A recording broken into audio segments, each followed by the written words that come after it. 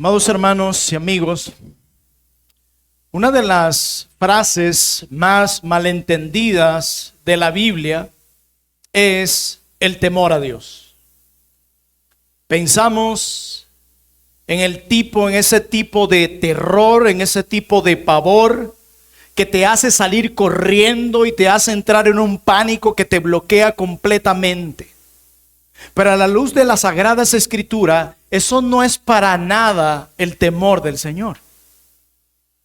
El temor del Señor es un asombro tan reverencial ante Dios, un temor reverencial que se apodera de nuestro corazón y que produce un gran asombro en nuestras vidas que nos impulsa o que debería impulsarnos a confiar en este Dios y a estar alegres en Él.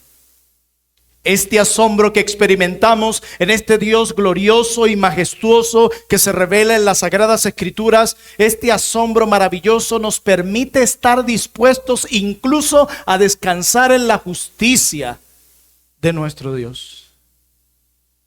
Hermanos, a la luz de las Sagradas Escrituras, el temor del Señor te hace correr hacia Él y no de Él. El temor del Señor en la Biblia hace que vivas tu vida de una manera que no vivirías si estuvieras lejos de Él. Y eso suena un poco paradójico. ¿Cómo puede ser que el temor produzca seguridad? ¿Cómo puede ser que el terror produzca alegría? Pues eso precisamente es lo que vamos a ver en esta mañana. Por eso he titulado mi sermón Una paradoja en medio de la injusticia. Y mi argumento para ustedes en esta mañana es el siguiente: teman al Dios de justicia en medio de las injusticias. Teman al Dios de justicia en medio de las injusticias. Leamos juntos Habacuc capítulo 3. Oración del profeta Habacuc sobre Sigionot. Oh Jehová, he oído tu palabra, y aquí está la clave, y temí. Oh Jehová, aviva tu obra en medio de los tiempos, hazla conocer. En la ira, acuérdate de la misericordia. Dios vendrá de Temán y el santo desde el monte de Parán. Su gloria cubrió los cielos y la tierra se llenó de su alabanza. Y el resplandor fue como la luz. Rayos brillantes salían de su mano y allí estaba escondido su poder. Delante de su rostro iba mortandad y a sus pies salían carbones encendidos. Se levantó y midió la tierra, miró e hizo temblar las gentes. Los montes antiguos fueron desmenuzados, los collados antiguos se humillaron. Sus caminos son eternos. He visto las tiendas de Cusán en aflicción. Las tiendas de la tierra de Medián temblaron. ¿Te airaste, oh Jehová, contra los ríos? ¿Contra los ríos te airaste? ¿Fue tu ira contra el mar cuando montaste en tus caballos y en tus carros de victoria? Se descubrió enteramente tu arco. Los juramentos de las tribus fueron palabra segura. Hendiste la tierra con ríos. Te vieron y tuvieron temor los montes. Pasó la inundación de las aguas, el abismo dio su voz, a lo alto alzó sus manos. Me encanta esto. El sol y la luna se pararon en su lugar, a la luz de tus saetas anduvieron y al resplandor de tu fulgente lanza. Con ira hollaste la tierra, con furor trillaste las naciones. Saliste para socorrer a tu pueblo, para socorrer a tu ungido. Traspasaste la cabeza de la casa del impío, descubriendo el cimiento hasta la roca. Horadaste con sus propios dardos las cabezas de sus guerreros, que como tempestad acometieron para dispersarme, cuyo regocijo era como para devorar al pobre encubiertamente. Caminaste en el mar con tus caballos, sobre la mole de las grandes aguas. Oí y se conmovieron mis entrañas, a la voz temblaron mis labios. Pudrición entró en mis huesos y dentro de mí me estremecí. Si bien estaré quieto en el día de la angustia, cuando suba al pueblo el que lo invadirá con sus tropas. aunque la higuera no florezca, ni en las vides haya fruto, aunque falte el producto del olivo, y los labrados no den mantenimiento, y las ovejas sean quitadas de la majada, y no haya vacas en los corrales, con todo yo me alegraré en Jehová, y me gozaré en el Dios de mi salvación. Jehová el Señor es mi fortaleza, el cual hace mis pies como de ciervas, y en mis alturas me hace andar. Amén. Esta es la palabra de Dios, hermanos. Quiero que estudiemos este pasaje bajo dos encabezados principales. Quiero que veamos en los versículos 1 al 15 la visión de Dios que produce temor. Y en los versículos 16 al 19 quiero que veamos que el temor a Dios produce temor.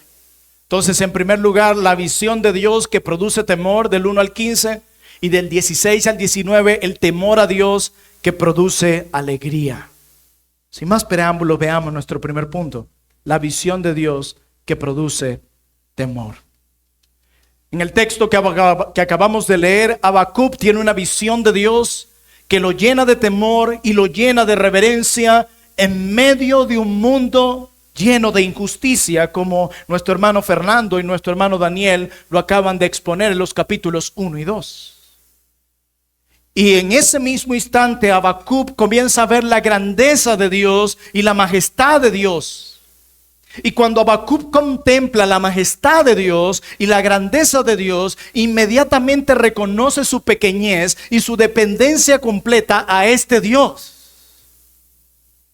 Y aquí en estos versículos, el profeta Habacuc presenta a Dios como un guerrero acabando con cada uno de sus enemigos. Habacuc presenta a Dios aquí como un guerrero en términos del Señor de los Anillos, venciendo a cada uno de sus enemigos, dejando a todos acabados y completamente destruidos. Así el profeta presenta a Dios como un guerrero. Y en los versículos 3 en adelante, luego de esa visión que se empieza a desarrollar, el profeta Habacuc comienza con un poema que se puede describir en varias partes.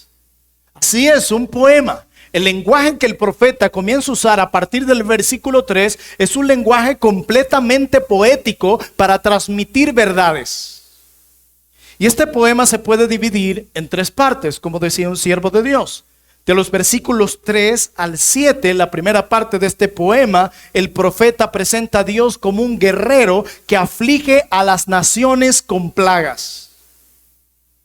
En los versículos 8 al 11, el profeta en su poema presenta a Dios como un guerrero que usa la naturaleza para destruir a sus enemigos. Y en los versículos 12 en adelante se desarrolla, vemos de los 12 al 15, cómo Dios, este guerrero, vence a los principales guerreros de sus enemigos. Así que veamos la primera parte de este poema. Dice los versículos 3: Dios vendrá de Temán y el santo desde el monte de Parán. Su gloria cubrió los cielos y la tierra se llenó de su alabanza. Y el resplandor fue como la luz, rayos brillantes salían de su mano y allí estaba escondido su poder. Y dice otra versión, hablando del versículo 5, dice lo siguiente: delante de él va la pestilencia, hablando de Dios, y la plaga sigue sus pasos. Delante de Dios va la pestilencia y la plaga sigue sus pasos. Lo que el profeta está diciendo aquí es que a donde llega Dios trae plagas para destruir. El profeta está diciendo que Dios destruye a sus enemigos por medio de plagas, por medio de pestilencias.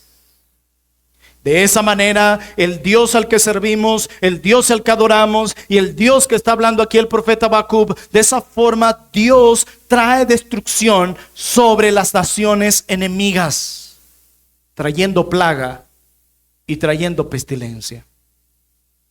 La pregunta es: ¿hacia dónde está mirando el profeta? ¿Hacia el futuro o hacia el pasado? No creo que en ambos puntos. ¿Por qué? Si miramos hacia el pasado, ¿Encontramos algún momento en el que Dios destruye a sus enemigos a través de plagas? Obviamente que sí. ¿Dónde? Está describiendo la salida del pueblo de Israel de Egipto. Dios en el pasado ya ha destruido a sus enemigos por medio de plagas, por medio de pestilencias. La plaga sigue sus pasos. Donde veas plagas, dice el profeta, allí está Dios trayendo esas plagas. Y eso puede ser un poco chocante para nosotros, porque tenemos la idea de un Dios meramente romántico. No, Dios no puede permitir las cosas que son difíciles o que nos afligen. Si tú lees el libro de Lamentaciones, tú encontrarás la pregunta del profeta y dice, ¿acaso esto también no lo ha permitido Jehová? Claro que sí. Necesitamos tener una visión completa del Dios soberano que gobierna con poder. Tenemos una visión muy débil de Dios. Quizás conocemos muy bien a personajes y a personas en este mundo, pero el problema de muchos de los evangélicos de hoy y de muchos jóvenes de hoy es que desconocen a su Dios, no conocen a Dios. Necesitamos tener una visión elevada, completa, grande de quién es nuestro Dios. Y el profeta dice, donde hay plagas, ahí está Dios. De esa manera Él trae juicio, de esa manera Él trae disciplina a las naciones, de esa forma Él destruye a sus enemigos. Y luego los versículos 8 al 11, recuerden que Habacuc muestra a Dios como un guerrero que usa la naturaleza para destruir a sus enemigos. Miren cómo empieza el versículo 8. ¿Te airaste, oh Jehová, contra los ríos? ¿Contra los ríos te airaste? ¿Fue tu ira contra el mar cuando montaste en tus caballos y en tus carros de victoria?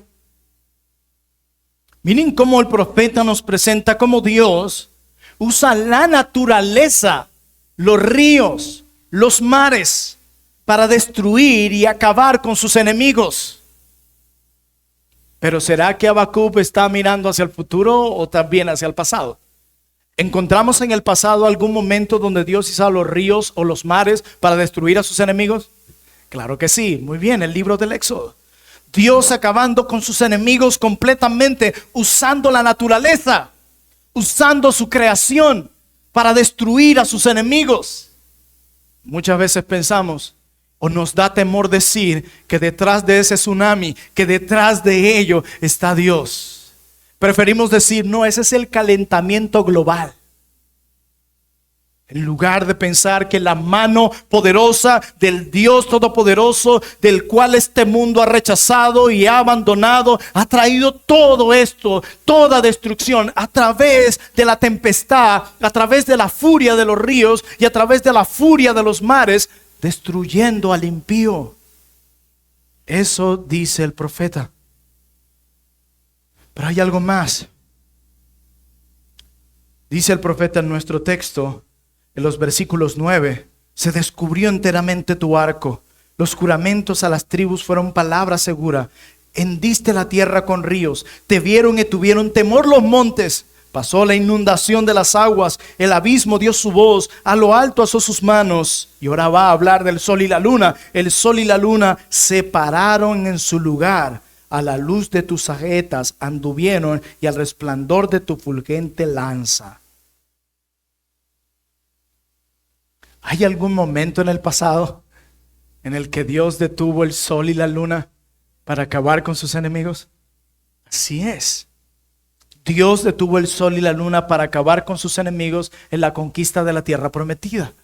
No es la primera vez que Dios destruye a sus enemigos con plagas. No es la primera vez que Dios destruye a sus enemigos usando la naturaleza. No es la primera vez que Dios destruye a sus enemigos poniendo un stop en el sol y la luna. No es la primera vez. Y esto es sumamente interesante porque Habacuc encuentra fortaleza en medio de las injusticias mirando hacia el pasado. Nosotros podemos convertir nuestro pasado en nuestro peor amigo, en nuestro mejor amigo o en nuestro peor enemigo. Él usa su pasado.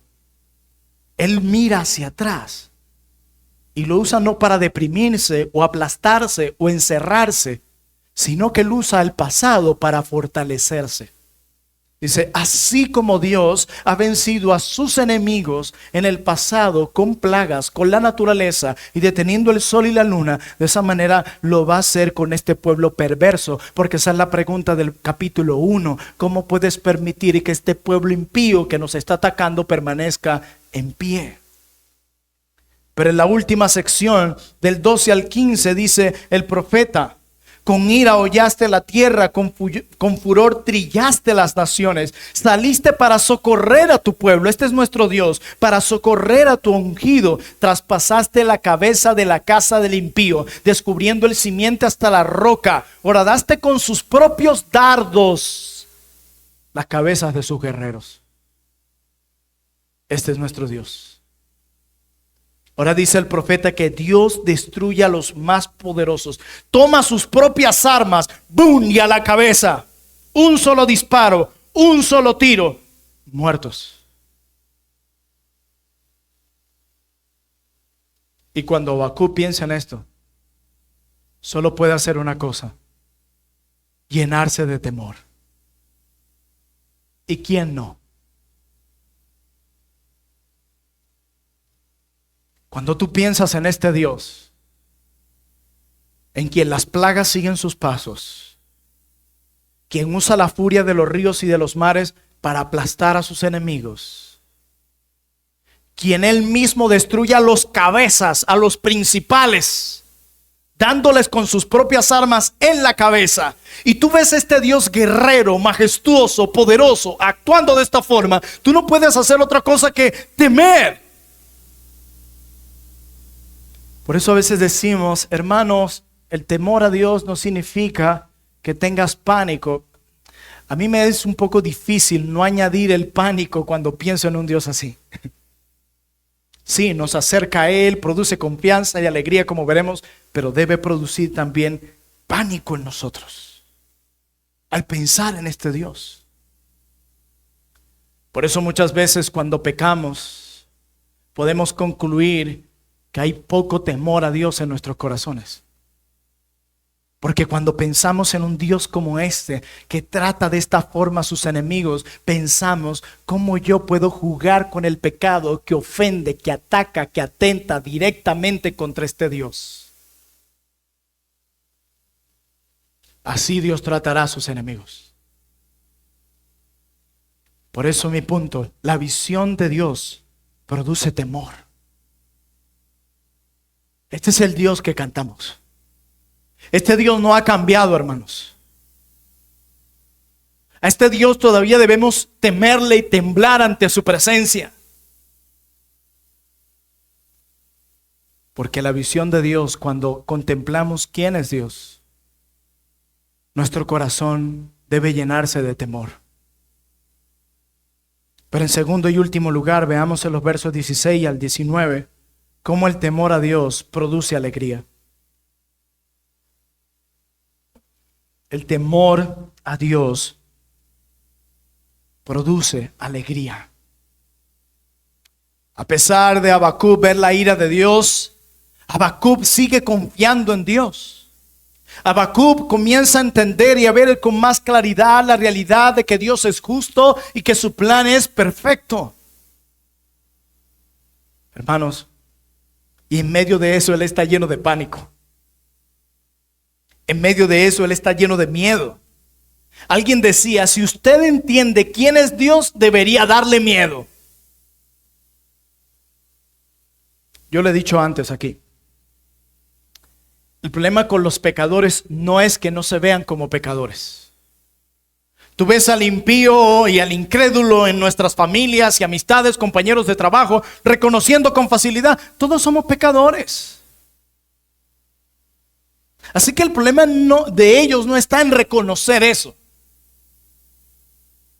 El problema de ellos es que no conocen al Dios que vendrá con toda su furia contra los pecadores.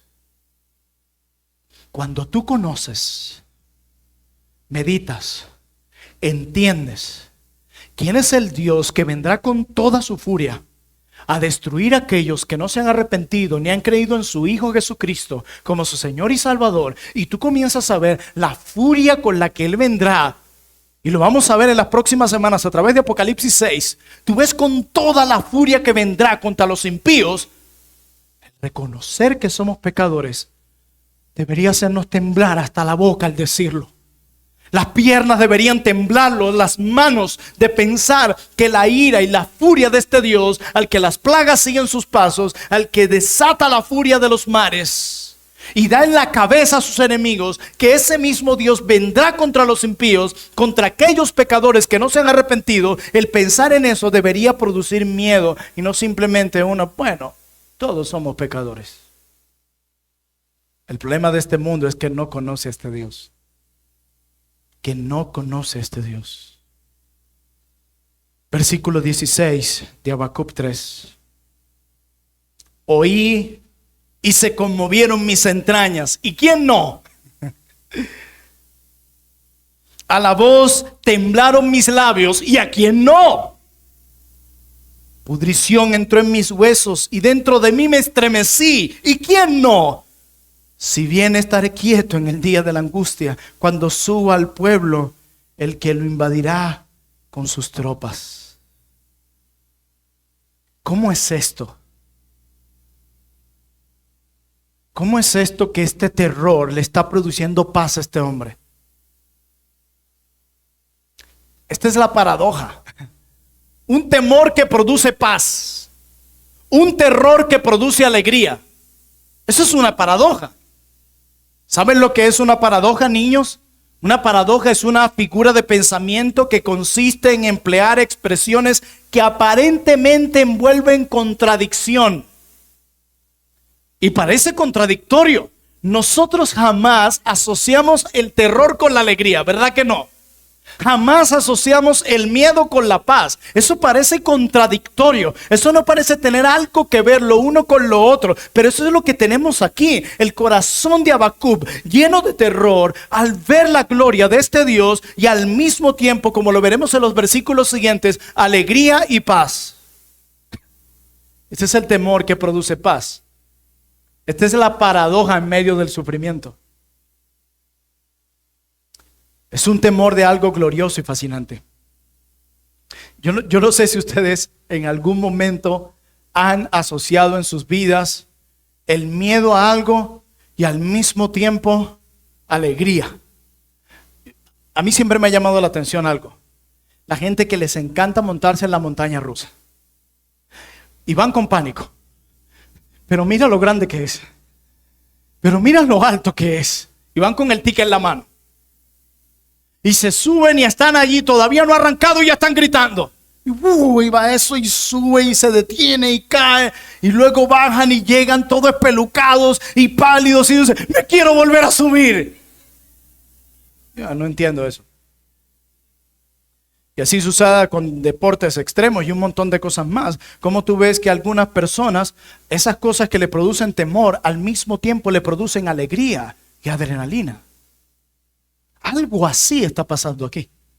El corazón del profeta lleno de terror, pero al mismo tiempo lleno de paz y de alegría en medio de un mundo lleno de injusticias.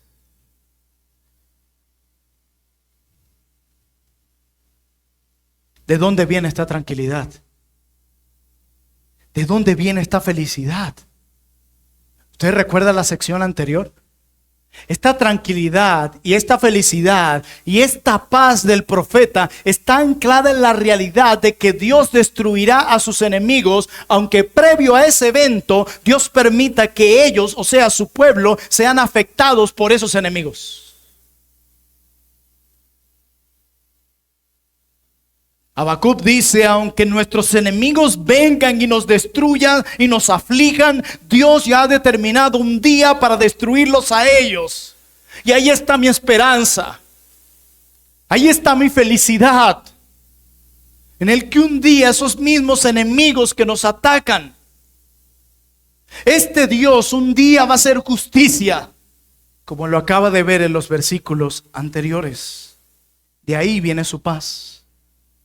Y miren cómo se expresa esta paz y esta alegría con más detalle En estos versículos 17 en adelante, cuando los leía me recordaban un himno que cantábamos cuando empezó nuestra iglesia, uno de mis himnos favoritos, y no voy a cantarlo porque soy pésimo cantando, pero podemos leer la belleza de este poema. Aunque la higuera no florezca, ni en las vides haya fruto, aunque falte el producto del olivo, y los labrados no den mantenimiento, y las ovejas sean quitadas de la majada, y no haya vacas en los corrales. Me encanta esto. Siempre nuestros discursos y conversaciones se quedan hasta el verso 17. Hay escasez, el problema, el problema, el problema, el problema. Somos expertos en desglosar los problemas, pésimos en encontrar una solución. Pero esta historia no termina ahí. Miren el 18. Con todo, a pesar de eso, con todo eso, yo me alegraré. Yo me alegraré. ¿Ven la alegría en el texto? Yo me alegraré. ¿En qué? ¿En que las circunstancias mejoren? ¿En que las noticias el día de mañana sean diferentes? No, yo me alegraré en Jehová, dice. Y mire lo que dice más adelante. Y me gozaré en el Dios de mi salvación. Habacuc sabe y reconoce que en Dios y solo en Dios está su salvación. Jehová el Señor es mi fortaleza, el cual hace mis pies como de ciervas y en mis alturas me hace andar. Toda esta sección describe escasez. Pero ¿por qué hay escasez? Porque es interesante que la escasez que vemos en esta sección no es una escasez como la que experimentó Job, donde de repente, de una manera impensable, se queda sin nada. No. ¿Por qué hay escasez en estos versículos? Bueno, porque Babilonia, una nación impía, con gobernantes impíos, atacó e invadió y acabó con todo. Está hablando de injusticias aquí, Habacuc. No simplemente de pobreza. Está hablando de injusticia. Aquí vemos, mis amados hermanos y amigos, cómo las injusticias de una nación o gobernantes vienen y acaban con los recursos de una nación hasta dejarlos sin nada. Hasta dejarlos en la pobreza, hasta dejarlos en la miseria. Y podemos ver en este texto con claridad que Dios reprocha eso. Toda esta miseria, toda esta escasez viene por medio de esta nación malvada, injusta. Es producto de las injusticias, toda esta escasez, toda esta miseria y toda esta pobreza que vemos aquí. El pueblo de Dios en este momento, de acuerdo a este pasaje, han perdido todos sus recursos materiales. Todo lo han perdido. No hay sustento, no hay alimentos, no hay nada. Entonces, ¿de dónde viene tu alegría? Verso 18. Con todo, yo me alegraré en Jehová y me gozaré en el Dios de mi salvación. ¿Saben por qué él se alegra? Porque aunque le han quitado todo, hay una cosa que no le puede ser quitada. Y es Jehová, el Dios de su salvación. Habacuc dice, aunque me quiten todo, yo puedo estar alegre en medio de esta miseria y en medio de esta escasez por una razón. No porque las circunstancias pinten bien. No, yo puedo estar alegre porque tengo al Dios de mi salvación. Y la convicción plena de que nada ni nadie me lo puede arrebatar, ni siquiera los babilónicos, ni siquiera las injusticias, ni siquiera el pecado me puede arrebatar a este precioso tesoro que tengo conmigo, que es Jehová, el Dios de mi salvación. ¿Cuántos evangélicos hoy necesitamos esa misma convicción? Y él puede decir esto porque él sabe quién es Dios. Es difícil que de tu corazón broten y del mío estas declaraciones si no conocemos a Dios. Si solo pasamos todo el día en lo trivial y absorbiendo lo trivial o enfocado en las cosas menos importantes, olvidándonos de conocer y adorar y contemplar a este Dios. Este es un temor que produce seguridad. Este es un terror que produce alegría. Esa es la paradoja. Habacuc dice, así no tenga nada, lo tengo todo en Él. El Señor ha hecho mis pies como las ciervas, dice. Es una convicción que viene de su temor al Señor. Difícilmente un temor produce alegría, pero aquí lo vemos. Mira, ahorita que estábamos en España, cuando íbamos al centro, la gente nos decía, colóquense todas sus pertenencias adelante porque hay muchos carteristas. Yo decía, pensé que me sentí en el centro de Caracas. Ya nosotros estamos expertos corriendo, detectando quién es el que no es. El punto es que yo llevaba mi teléfono adelante y yo iba con terror de que apareciera alguien. ¿Por qué tenía yo ese terror? Porque había una gran posibilidad de que me arrebataran lo mío. Pero Habacuc tiene terror, pero tiene alegría y seguridad porque no le van a arrebatar lo que es de él. Y a nosotros tampoco, porque este es nuestro Dios.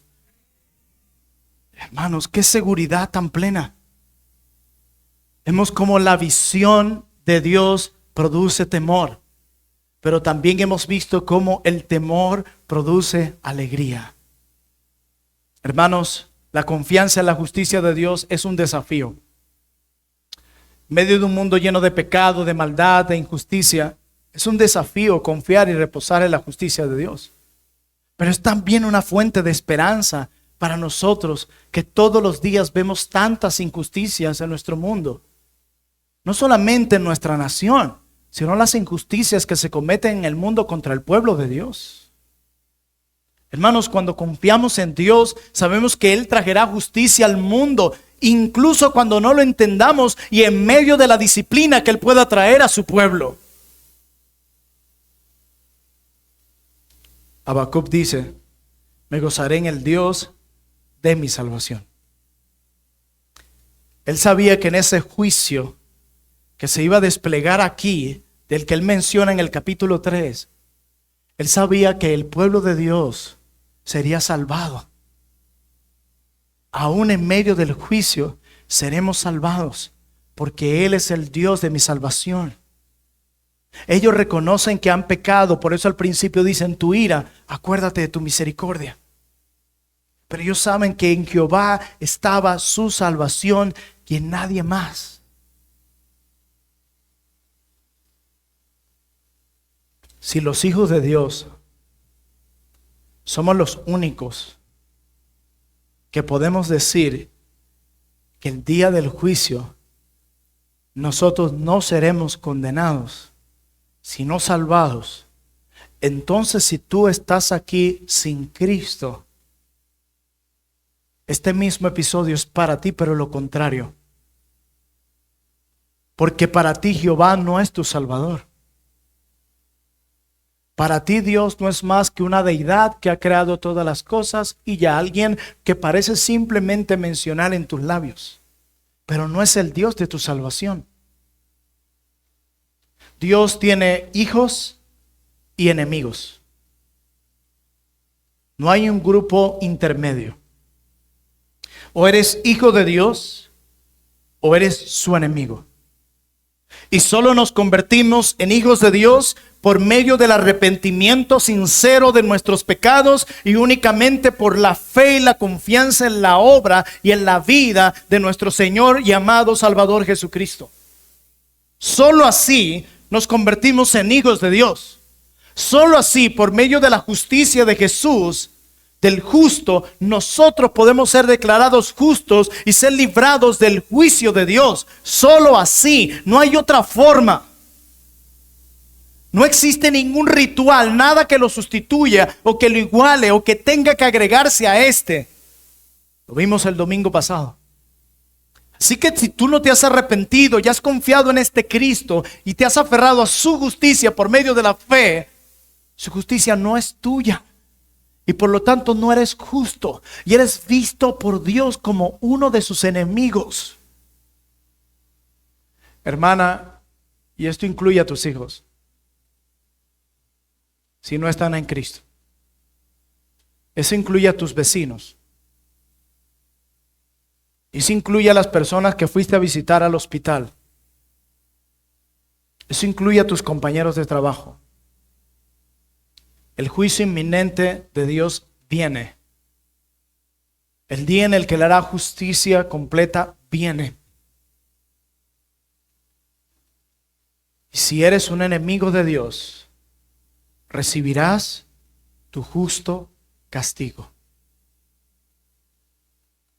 Pero no tiene por qué ser así. Dios puede ser el Dios de tu salvación. Hoy puede ser un día en el que reflexiones en tu propia maldad, en tu pecado, en ese caminar que te mantiene a espaldas de Dios y ponerte a cuentas con Él y ser salvo. Cuando estaba a punto de predicar en una de las iglesias en Estocolmo, uno de los líderes me dice: mira, aquí hay un grupo de jóvenes en nuestra iglesia. Creo que ninguno son creyentes. Son un poco hostiles a la enseñanza. Para que si los ves mientras predicas, porque son una iglesia pequeña, eso no te distraiga. Al contrario, eso me motivó a proclamar el evangelio con más fuerza. Mi esposa me decía: ¿por qué dedicaste tanto tiempo a exponer el evangelio a estos jóvenes? Lo necesitaban, eran los únicos impíos en ese salón. Ese era mi momento.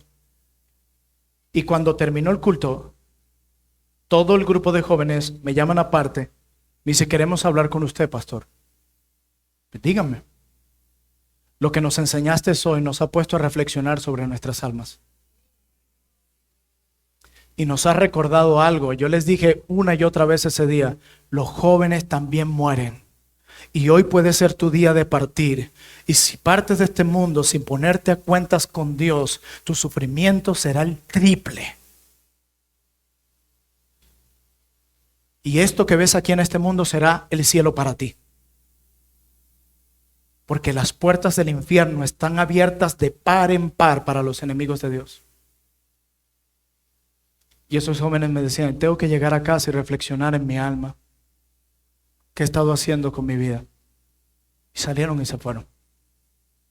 Quiere el Señor que muchos aquí no salgan con una actitud orgullosa y soberbia de: eso no es para mí. Ese es el mismo mensaje de cada domingo. Ya estoy aburrido de eso.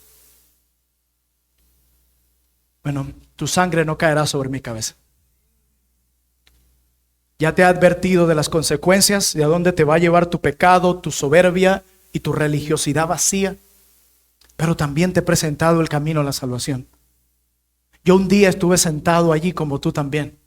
Y por varios domingos escuchaba y escuchaba. Hasta que un día Dios me mostró lo pecador que era. Y que, como en este texto, Dios me mostró que yo no tenía a Dios, como decíamos coloquialmente, agarrado por las chivas y de mi lado, sino que yo era un enemigo de Dios, un bastardo y un merecedor de la condenación eterna. Ese es el primer paso para correr a los pies de Cristo. Ese mismo día salí a casa y en el camino iba pensando en cada uno de mis pecados contra este Dios que se había predicado. Y Dios me concedió el don de la fe y creí en este Cristo, quien es hoy mi salvación. Y hoy yo puedo cantar que Jehová es el Dios de mi salvación y que cuando venga el juicio yo no tengo por qué temer. Yo no tengo por qué tener miedo. Cuando escuches hablar del juicio de Dios, no tiembles, que eso no es para ti si eres un hijo de Dios. Para el impío vendrá una escasez peor que esta. Para nosotros los hijos de Dios vendrá una abundancia insuperable. Bendito sea el Señor. Nosotros tenemos ahora a Cristo, quien es nuestro mayor tesoro. Cristo es tu Salvador. Cristo es mi Salvador, es mío y yo soy suyo. Y nadie me puede despojar de Cristo. Aunque la higuera no florezca, aunque no hayan vides en las vides no haya fruto, aunque falte el producto del olivo y los labrados no den mantenimiento y las ovejas sean quitadas de la majada y no haya vacas en los corrales, con todo yo me alegraré en Jehová, el Dios de mi salvación, que me dio una gran salvación en Cristo y que me salvará un día del juicio. Nadie me lo puede quitar. Me pueden quitar incluso la vida, meternos en una prisión.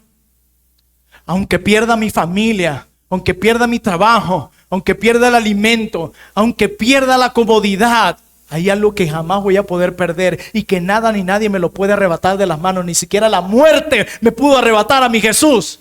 Ni siquiera la muerte tenía el poder para arrebatarnos a Jesús.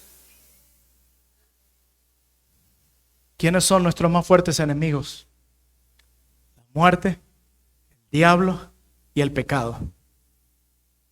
Y así como Dios en Habacuc venció a sus enemigos, Cristo en la cruz venció a nuestros tres enemigos: a la muerte, el pecado y al diablo. ¿Por qué tengo que tenerle miedo al diablo? Está vencido y derrotado. ¿Por qué tengo que tenerle miedo a la muerte si ya ha sido vencido y derrotado? ¿Por qué tengo que tenerle miedo al pecado? Puedo luchar contra él porque él ha vencido el pecado. Una última anécdota. En una de las casas donde estamos, en cada lugar donde estamos, Dios nos enseñaba algo diferente. Y un día uno de los pastores me dice: pastor, ¿a qué horas sales mañana? Yo le digo: no, como al mediodía. Entonces, ¿puede recibir a mi hijo y cuidar de él hasta que nosotros lleguemos? Claro que sí. Porque es que a nuestro hijo no le gusta quedarse solo en casa. Y dice el niño: cuéntale, papá, cuéntale por qué. Y el hermano me cuenta que una noche, a eso de la medianoche, escuchan el niño en su cuarto como alguien golpeaba la ventana con mucha fuerza. Él corre a la habitación de su padre a decirle lo que está pasando. Y la persona que estaba golpeando ahí la ventana no estaba, sino que ahora aparece por el frente de la casa. Y cuando salen era una muchacha como endemoniada, gritando y diciendo que en voz totalmente fuerte, que eran 4, ellos son 4 los que vivían en esa casa, o los que viven en esa casa, y golpeaba, y el hermano salió, la tomó de las manos, y junto a su esposa comenzaron a orar allí, sin temor, porque nuestro enemigo el diablo y su hueste han sido vencidos. Inmediatamente cayó al piso, se levanta corriendo y dice que saltó una pared como un atleta, una cosa impresionante, y le encontraron una hora después tirada en medio de la calle, totalmente agotada, golpeada por todos lados, y el lado donde estaba ella golpeando había un montón de cosas de brujería y cosas más. Pero el punto es de que nuestros hermanos sabían que nuestro enemigo el diablo había sido vencido, y por eso pudo abrir la puerta y decir: vamos, dame acá, y orar y derribar a ese enemigo. Nadie puede despojar a Jesús de su poder y gloria, y nunca podrán evitar que Cristo vuelva. Nadie puede despojarnos de Cristo. ¿Por qué temes a la muerte si Cristo ya la venció? ¿Por qué temes al diablo si Cristo ya lo venció? En un mundo lleno de injusticia, necesitamos reposar en el Dios de justicia y recordar que un día vendrá con poder a hacer justicia contra sus enemigos, a derramar su ira sobre los malvados. Pero recuerden que ese día su pueblo será salvado. Por eso, porque somos su pueblo.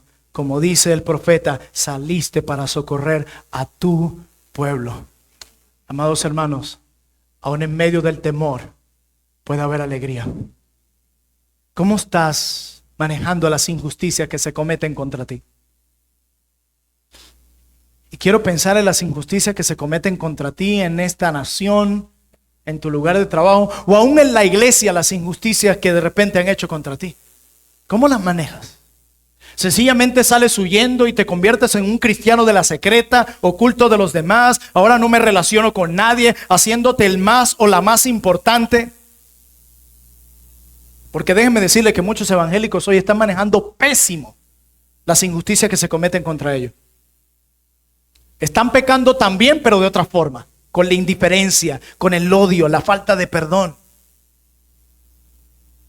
Pero recuerda algo: Tus hermanos no son tu enemigo. Y recuerda que la mejor forma de reaccionar ante las injusticias es con la plena confianza ante nuestro Dios y alegría ante aquel Dios que un día traerá justicia sobre este mundo injusto. Oremos. Padre, gracias. Gracias por animarnos hoy con tu palabra, Señor. Tus palabras tienen el poder de hacer lo que las palabras de un hombre nunca podrán hacer, y es el fortalecernos, animarnos y nutrir nuestra esperanza para seguir corriendo esta carrera en medio de un mundo injusto. Aunque tu pueblo va a ser disciplinado por su pecado y muchas veces usarás al impío para disciplinarnos, también podemos tener la certeza de que ese impío un día también será juzgado. Ayúdanos, Dios, a vivir en este mundo felices y con paz, porque tú eres el Dios de nuestra salvación y tú eres nuestra fortaleza. Este texto nos recuerda que los cristianos deberían ser las personas más alegres del mundo, porque tienen de su lado a Jehová, el Dios de nuestra salvación. En tu nombre te damos toda la gloria, amado Rey Jesús. Amén. Puestos de